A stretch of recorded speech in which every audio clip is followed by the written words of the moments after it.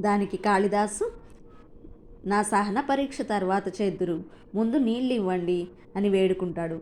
ఈ ప్రపంచంలో ఇద్దరే సహనశీలురు, వాళ్ళెవరో సెలవివ్వగలరా అంటూ అడుగుతుంది ముసలావిడ. బిక్కమొహం వేసిన కాళిదాసు ఏమీ చెప్పలేకపోతాడు.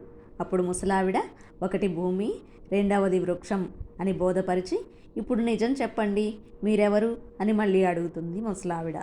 ఓపిక నశించిన కాళిదాసు, నేను మూర్ఖుడిని అంటూ సాగిలపడతాడు.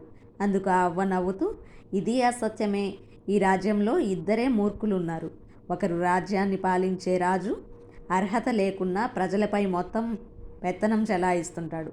రెండవ వాడు ఆ రాజు మెప్పు కోసం అసత్యవాక్యాలు చెప్పే పండితుడు అంటుంది.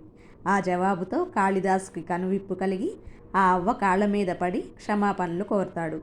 ఆ అవ్వ సరస్వతీదేవిగా సాక్షాత్కరించింది. నాయన, విద్యతో వినయం వృద్ధి చెందాలి, అహంకారం కాదు.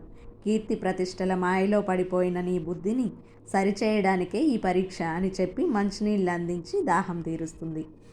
విద్య, అధికారం, ధనబలంతో మనిషికి అహంకారం పెరగకుండా చూసుకోవాలి అనేది ఈ కథలలోని నీతి. ధన్యవాదములు.